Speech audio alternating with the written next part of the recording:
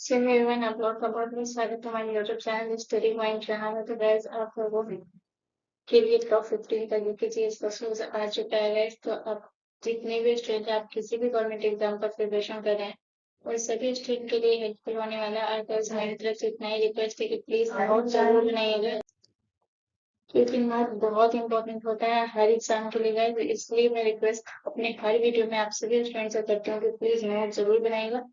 क्योंकि नोट का एक फायदा ये होता है कि अगर हम नोट बना लेते हैं तो जब हमारा एग्जाम होता है उस टाइम हम रिवीजन बहुत सारी चीजों को रिवीजन कर सकते हैं। क्योंकि अगर हम वीडियोस देखने बैठेंगे तो बहुत समय लगता है, और जो नोट रहता है वो कम टाइम में हम ज्यादा से ज्यादा चीजों को रिवीजन करते हैं और ज्यादा से ज्यादा चीजों को क्लियर आउट करते हैं, जो हमारे एग्जाम के लिए बहुत ज्यादा हेल्पफुल होता है।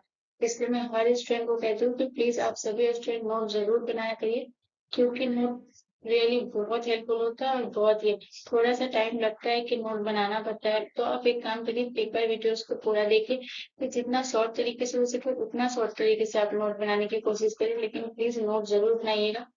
तो चलिए गाइस बिना देर के स्टार्ट करते हैं। तो हमारा आज का पहला प्रश्न है, क्वेश्चन नंबर 1 है कि ब्रह्म समाज से प्रेरणा लेकर वेद समाज की स्थापना कब और कहाँ की गई थी। ठीक है, तो ये बहुत इंपॉर्टेंट प्रश्न है, बहुत बहुत ज्यादा इंपॉर्टेंट प्रश्न है।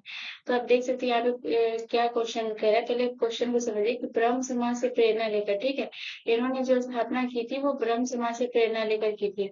जो वेद समाज की स्थापना कब और कहाँ की गई थी। तो सबसे पहले मैं ये बता देती हूँ कि यहाँ से एक प्रश्न और बनता है। अगर आपसे क्वेश्चन ये भी कर सकते हैं कि ब्रह्म समाज से प्रेरणा लेकर किस समाज की स्थापना की गई। तो यहाँ पे आप देख सकते हैं, मैं यहाँ पे सर्कल कर रही हूँ, यहाँ पे ये बोल रही है कि वेद समाज की स्थापना की ब्रह्म समाज से प्रेरणा लेकर। लेकिन ये बोल रहा है कि वेद समाज की तो स्थापना की, लेकिन कब और कहाँ की गई थी। तो option A Bengaluru 1964, option B Madras 1864, option C Kochi 1974, या ऑप्शन डी विशाखापट्टनम 1884। तो गाइस इसका जो करेक्ट आंसर होगा, जो ब्रह्म समाज से प्रेरणा लेकर वेद समाज की स्थापना की है, इसका करेक्ट आंसर होगा option number B is the correct answer. Madras 1864 में, यानी कब की गई, तो 1864 में, और कहाँ की गई, तो मद्रास में की गई। ठीक है, और अगर आपसे ये पूछे कि किनके द्वारा की गई थी, तो इनको दो लोगों के द्वारा जो है इनकी स्थापना की गई थी। पहला तो ये है जिसे फिगर में देख सकते हैं, केशव चंद्र सेन के द्वारा जो है की गई थी, और एक और नाम है श्रीधरलू नायडू जो है वो इनकी स्थापना की थी। तो दो लोगों ने मिलकर की थी, जिनका नाम है एक केशव चंद्र सेन और दूसरा है श्रीधरलू नायडू। और कहाँ की गई थी, मद्रास 1864 में। ठीक है, मद्रास जो कि चेन्नई में पड़ता है। यहाँ देखिएगा, और यहाँ पे एक प्रश्न ये भी है कि ब्रह्म समाज से जो प्रेरणा लेकर, तो अगर आपसे ये पूछ दे कि ब्रह्म समाज की स्थापना वो कब की गई थी, तो याद रखिएगा ब्रह्म समाज की जो स्थापना है, मैं यहाँ पे लिख देती हूँ कि की गई थी 1828 ईस्वी में। ठीक है, ये भी बहुत इंपॉर्टेंट है, क्योंकि इनकी जो स्थापना की गई थी वो राजा राम मोहन राय के द्वारा की गई थी। तो ये भी बहुत इंपॉर्टेंट प्रश्न है। ये प्रश्न आपको देखने को हर एग्जाम में, मोस्टली एग्जाम में मिलते ही हैं। तो याद रखिएगा कि ब्रह्म समाज की स्थापना 1828 ईस्वी में हुई, और ये इनकी इनकी जो स्थापना की थी वो थे राजा राम मोहन राय। ठीक है, तो होपफुली गाइस आप लोगों को क्लियर हुआ होगा। चलिए नेक्स्ट प्रश्न की तरफ। गाइस आप एक चीज देखिएगा कि मैं यहाँ पे सारी चीजों को क्लियर आउट करूंगी, आपको पिक्चर के साथ भी चीजों को हाईलाइट भी, और जितना हो सके मैं उतना ज्यादा चीजों को क्लियर करूंगी। इसलिए वीडियो को अच्छे से देखिए और बिना स्किप किए देखिए। चलिए नेक्स्ट प्रश्न की तरफ। अगला क्वेश्चन है हमारा, क्वेश्चन नंबर 2 है कि हाल ही में आई इंडिया टीबी रिपोर्ट 2024 के अनुसार भारत में नए टीबी मामलों कितने प्रतिशत की कमी आई है। तो टीबी वाले बहुत सारे ऐसे पेशेंट है ऑल ओवर इंडिया में। तो यहाँ पे ये बोला है कि भारत में जो है वो नए टीबी मामलों में कितने प्रतिशत की जो है वो कमी है, ये बोला है। तो ऑप्शन ए 13% की, ऑप्शन बी 16% की, ऑप्शन सी 27% की, या ऑप्शन डी 30% की। तो गाइस इसका जो करेक्ट आंसर होगा वो होगा option number B is the correct answer. जो 16% है, ये मतलब कि टीबी मामले में जो पेशेंट की कमी आई है वो 16% की कमी आई है, और ये बहुत अच्छा है, क्योंकि इसका इलाज इंडिया में जल्दी होता नहीं है, और ये बहुत फैलने वाला एक संक्रमण रोग है। तो ये बहुत अच्छी न्यूज है कि एटलीस्ट 60% की कमी आई है। और गाइस ये बता देते हैं कि ये केंद्र स्वास्थ्य मंत्रालय द्वारा ये जो है बुधवार को ये रिपोर्ट जारी की गई थी। ठीक है, चलिए नेक्स्ट क्वेश्चन की तरफ। अगला प्रश्न हमारा क्वेश्चन नंबर 3 है कि चंद्रगुप्त मौर्य के जो है वो गुरु कौन थे, और ये बहुत इंपॉर्टेंट प्रश्न है। ठीक है, तो चंद्रगुप्त मौर्य के गुरु कौन थे। तो ऑप्शन है Skandagupta, option B Vishnu Sharma, option C Vishnugupta या ऑप्शन डी इनमें से कोई नहीं। तो गाइस यहाँ पे है कि बहुत लोगों को आंसर पता होगा, लेकिन ये है कि मैं यहाँ पे आंसर को इस तरीके से दूं ताकि आप लोग कंफ्यूज हो सकते हैं, इसलिए एग्जाम में भी क्वेश्चन इसी तरीके से आते हैं ताकि आप लोगों को वो कंफ्यूज कर सके। तो बताइए जो चंद्रगुप्त मौर्य के गुरु थे वो कौन थे? तो इसका जो करेक्ट आंसर होगा वो होगा option number C is the correct answer, Vishnugupta. और बहुत लोगों को लगेगा कि चंद्रगुप्त के मौर्य जो गुरु थे वो चाणक्य थे, तो बिल्कुल करेक्ट आंसर है चाणक्य का ही जो दूसरा नाम है, इनको कौटिल्य या विष्णुगुप्त के नाम से भी जाना जाता है। ठीक है, तो याद रखिएगा ये जो हमारे चाणक्य मैं यहाँ पे लिख देती हूँ।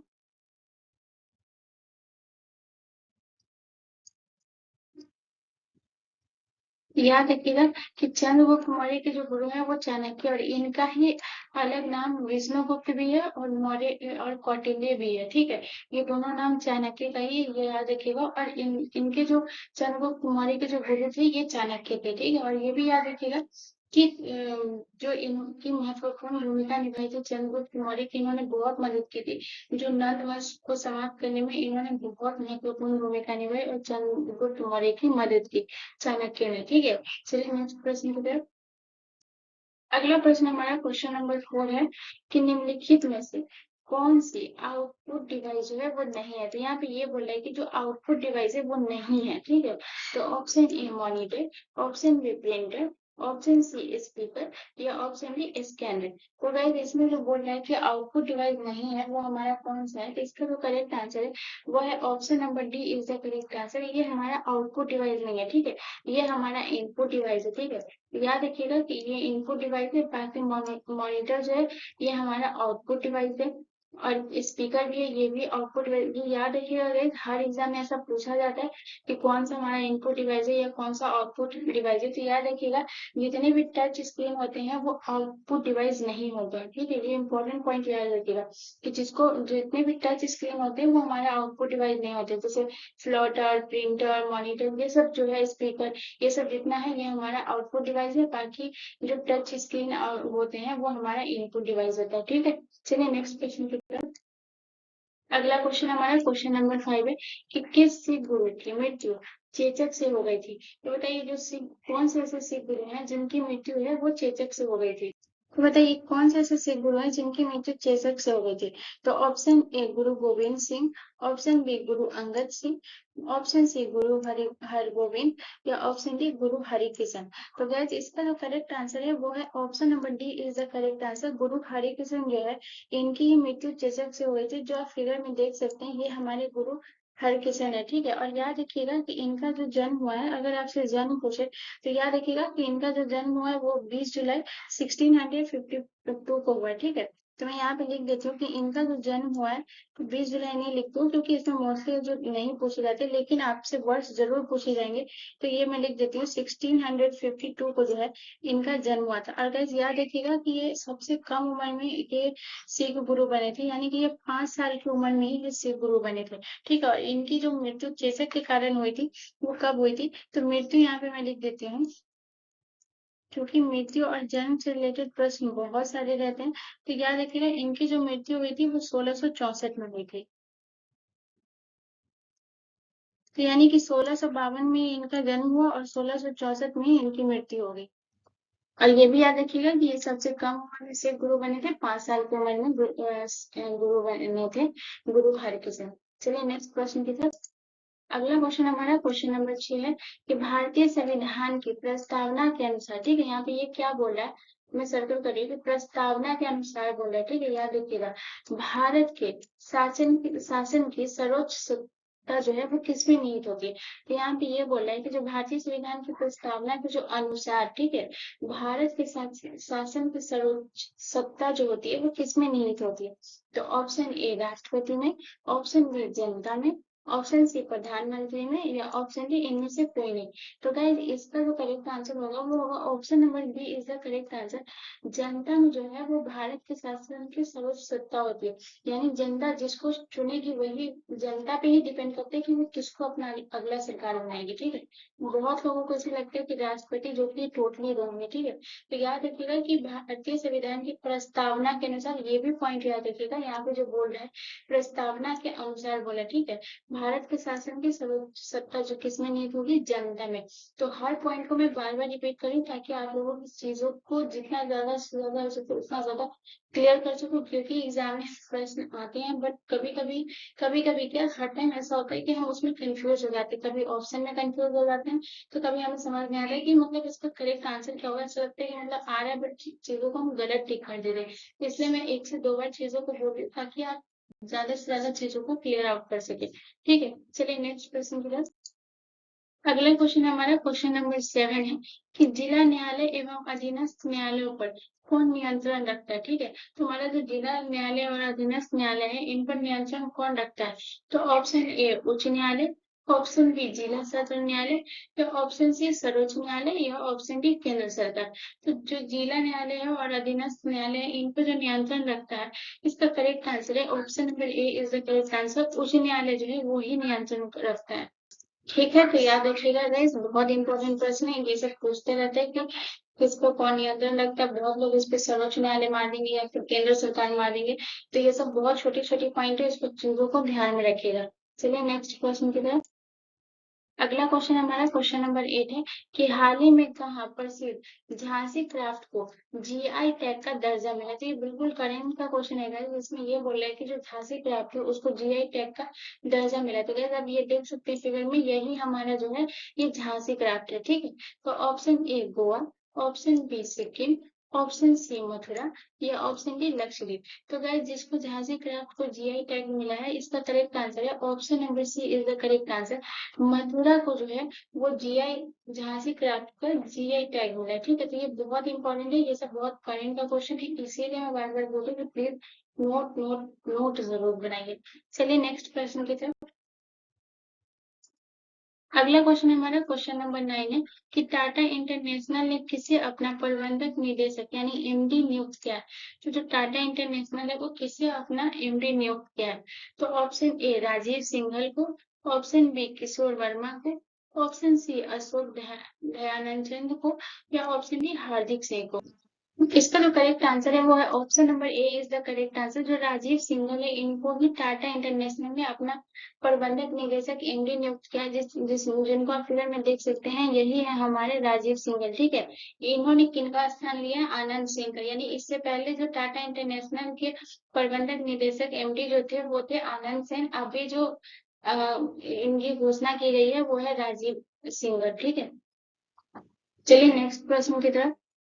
अगला क्वेश्चन हमारा क्वेश्चन नंबर 10 है कि ट्रांसजेंडर डे ऑफ विजिबिलिटी हर साल कब मनाया जाने वाला एक त्योहार है। तो फिर में देख सकते हैं ये है हमारा international transgender day of visibility. ठीक है, तो बताइए कब मनाया जाता है। तो ऑप्शन है 29 मार्च को, ऑप्शन बी 30 मार्च को, ऑप्शन सी 31 मार्च को, या ऑप्शन डी 27 मार्च को। तो वैसे याद रखिएगा जो ट्रांसजेंडर डे ऑफ विजिबिलिटी हर साल जो मनाया जाता है वो 31 मार्च को मनाया जाता है। तो इसका जो करेक्ट आंसर है वो हमारा है option number C is the correct answer 31 March. और याद रखिएगा guys कि ये वैश्विक स्तर पे मनाया जाता है। ठीक है, चलिए नेक्स्ट प्रश्न की तरफ। अगला क्वेश्चन हमारा क्वेश्चन नंबर 11 है कि हॉकी इंडिया अवार्ड 2024 में किस महिला को वर्ष का सर्वश्रेष्ठ खिलाड़ी चुना गया। ठीक है, तो ये बोला है कि जो हॉकी अवार्ड्स है इंडिया का 2024 जो है उसमें कौन सी ऐसी महिला है जिनको सर्वश्रेष्ठ खिलाड़ी चुना गया। तो option A Sakshi Kumari, option B Salima Tete, option C Meena Charanda, option D Reena Chaudhary.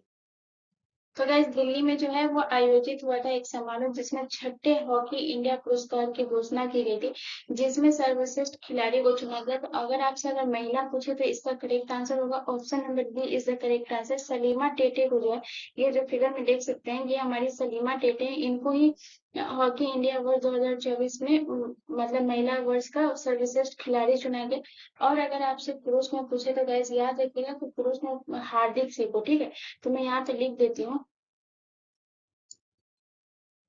हार्दिक से, क्योंकि जरूरी नहीं है कि आपसे महिला के बारे में ये पूछे, आपसे पुरुष के बारे में भी पूछ सकता है, या आपसे क्वेश्चन इस तरीके से भी पूछ सकता है कि हॉकी इंडिया अवार्ड 2024 में जो है वो किस महिला एवं पुरुष वर्ष का सर्वश्रेष्ठ खिलाड़ी चुना गया। तो याद रखिएगा पहला सलीमा टेटे महिला में और हार्दिक सिंह मेल में। ठीक है, याद रखिएगा। चलिए नेक्स्ट प्रश्न की तरफ। और ये भी याद रखिएगा कि ये दिल्ली में आयोजित जो एक समारोह था इसमें छठे हॉकी इंडिया पुरस्कार में इसे चुना गया था। चलिए नेक्स्ट क्वेश्चन की तरफ। अगला क्वेश्चन हमारा क्वेश्चन नंबर 12 है कि हाल ही में विदेश मंत्री एस जयशंकर किस देश की आधिकारिक यात्रा पर गए थे। तो जो हमारे विदेश मंत्री एस जयशंकर है, जिनको आप फिगर में देख सकते हैं, ये हमारे विदेश मंत्री हैं एस जयशंकर। ठीक है, तो ये जो किस देश की आधिकारिक यात्रा पे गए थे, ठीक है, यहाँ पे ये बोल रहे हैं कि आधिकारिक यात्रा पे गए थे।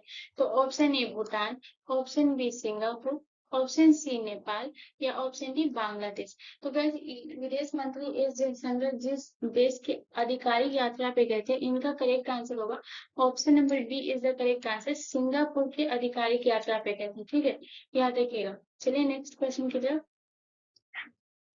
अगला प्रश्न हमारा क्वेश्चन नंबर 13 है कि हाल ही में कहा पाम संडे का त्योहार पारंपरिक श्रद्धा और उत्साह के साथ मनाया जाता है। तो गाइस सबसे पहले आपको मैं ये बता देती हूँ कि जो पाम संडे का त्योहार है ये एक्चुअल में है क्या। तो जो पाम संडे है वो किस लिए मनाया जाता है, तो ईसाई इस त्योहार को मनाते हैं, सबसे पहली बात है। जिसमें जो है पाम संडे जो है वो ईसाइयों के द्वारा मनाया जाता है और इसमें ईसा मसीह की कहानी बताते हैं और उनके जीवन की जैसे मृत्यु है या पुनरुत्थान का जश्न जो है ये मनाते हैं पाम संडे के त्योहार में।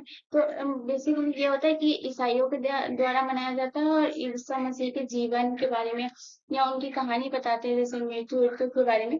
तो ये इसलिए मनाया जाता है। तो बताइए ये कहाँ मनाया जाता है। तो ऑप्शन ए असम में, ऑप्शन बी मेघालय में, ऑप्शन सी मिजोरम में या ऑप्शन डी त्रिपुरा में। तो गाइज इसको जो मनाया जाता है इसका करेक्ट आंसर है option number C is the correct answer. Mizoram में जो है ये हमारा पाम संडे का त्योहार मनाया जाता है और ये बहुत इंपॉर्टेंट है गाइज, याद रखिएगा। ठीक है, चलिए नेक्स्ट क्वेश्चन की तरफ। अगला क्वेश्चन हमारा क्वेश्चन नंबर 14 है कि कैंसर के लिए भारत की पहली घरेलू जीन थेरेपी जो है वो कहाँ लॉन्च की गई है। तो गाइस इसमें क्वेश्चन में ये बोला है कि कैंसर के लिए जो है वो भारत की पहली घरेलू जीन थेरेपी कहाँ लॉन्च की गई है। तो जो घरेलू जीन थेरेपी होती है वो मतलब कि ये होता है कि बीमारी को रोकने और इलाज करने के लिए जो अनुवांशिक सामग्री का जो उपयोग करता है वही हमारा जो होता है वो घरेलू जीन थेरेपी होता है। ठीक है, तो इनको जो है वो कैंसर के लिए लॉन्च किया गया है। तो ये कहाँ लॉन्च किया गया। तो option A IIT Varanasi, option B IIT Delhi, option C IIT Bombay या ऑप्शन डी IIT खड़गपुर। तो गाइज याद रखिएगा कैंसर के लिए ये भारत की पहली, ठीक है, ये भी पॉइंट याद रखिएगा, भारत की पहली घरेलू जीन थेरेपी जो लॉन्च की गई है इसका करेक्ट आंसर होगा option number C is the correct answer. IIT Bombay के द्वारा जो है वो लॉन्च की गई थी। ठीक है, आपसे क्वेश्चन पूछ सकता है कि भारत की पहली घरेलू जीन थेरेपी जो है वो कहाँ लॉन्च की गई थी। तो IIT बॉम्बे के द्वारा। ठीक है, चलिए नेक्स्ट क्वेश्चन की तरफ। तो ये हमारा आखिरी प्रश्न है गाइस। होपफुली अगर आप लोगों को ये सेशन पसंद आया होगा तो प्लीज मेरे चैनल को सब्सक्राइब जरूर कर लीजिएगा एंड बेल आइकन पे जरूर क्लिक कर लीजिएगा, इसको भूलिएगा नहीं क्योंकि आपको मेरी वीडियो की नोटिफिकेशन मिलती है। गाइज मैं आप लोगों के लिए टॉप 15 ही प्रश्न लाती हूँ, लेकिन टॉप 15 इस लेवल से लेकर आती हूँ ताकि आप लोगों का मैं बहुत ज्यादा से ज्यादा चीजों को कवर कर पाऊँ और टॉप 15 में ही गाइज मैं हर चीजों को क्लियर करती हूँ। मुझसे जहां तक होता है जितनी चीजें होती है मैं उन सारी चीजों को क्लियर आउट करती हूँ ताकि आप लोगों का कम समय में ज्यादा से ज्यादा चीजों को मैं क्लियर आउट कर पाऊँ। इसीलिए मैं बार बार बोलती हूँ कि मेरा क्वेश्चन लेवल अगर आप देते नहीं गए तो टोटली आपके एग्जाम बेस्ड है guys। इसलिए मैं बोलती हूँ कि नोट बनाया करिए। हर गवर्नमेंट एग्जाम के लिए जीके जीएस होता ही है, उनका अपना आपको पढ़ना ही पड़ेगा जीके जीएस, तो आप उससे मुंह नहीं मोड़ सकते हैं। इसलिए मैं आप लोगों के लिए टॉप 15 लाती हूँ और ज्यादा से ज्यादा चीजों को क्लियर आउट करती हूँ और 2 से 3 बार बोलती हूँ ताकि आप रिवीजन भी कर पाओ। तो मेरा बहुत ये होता है कि आप लोगों को जल्दी से जल्दी सिलेक्शन दिला पाओ। तो प्लीज मेरे चैनल को सब्सक्राइब जरूर कर लीजिएगा एंड बेल आइकन पे जरूर क्लिक कर लीजिएगा। तो हमारा आज का आखिरी प्रश्न है 15 कि विश्व में आम का सबसे बड़ा उत्पादक देश जो है वो कौन सा है। तो अभी तो आम का सीजन अब आने ही वाला है, तो बताइए आम का जो सबसे बड़ा उत्पादक देश है वो कौन सा है। तो ऑप्शन ए चीन, option B Bharat, option C Thailand या ऑप्शन डी जापान। तो गाइस आम का सबसे बड़ा उत्पादक हमारे इंडिया से ज्यादा कोई हो ही नहीं सकता। तो हमारा इंडिया, भारत में सबसे ज्यादा जो है वो आम का उत्पादक देश जो है वो सबसे बड़ा है वो भारत हमारा। ठीक है गाइस, तो होपफुली आप लोगों को ये पसंद आएगा। याद रखिएगा गाइस, ये भूलिएगा नहीं कि आम का सबसे बड़ा उत्पादक देश हमारा भारत है। और गाइस ये भी याद रखिएगा कि ये 1.87 करोड़, ठीक है, 1.87 करोड़ जो है वो लाख टन जो है वो आम का उत्पादन होता है हमारे भारत से। और अगर दूसरे नंबर पे आपसे पूछे तो ये चीन है। तो चीन कितना करता है, तो ये 47 लाख टन। ठीक है, तो ये 47 जो मैं लिख देती हूँ ताकि आप लोग भूलो नहीं। तो 47 लाख टन जो है ये हमारा चीन करता है। ठीक है, और 1.87 करोड़ जो है ये हमारा भारत करता है। तो सबसे नंबर 1 पे हमारा भारत और 2 पे हमारा चीन है। ठीक है, याद रखिएगा। तो होपफुली गाइस आप लोगों को ये सेशन पसंद आया होगा। अगर पसंद आया तो प्लीज मैं दोबारा आपको बोली कि प्लीज सब्सक्राइब जरूर कर लीजिएगा। मिलते हैं नेक्स्ट वीडियो में। धन्यवाद।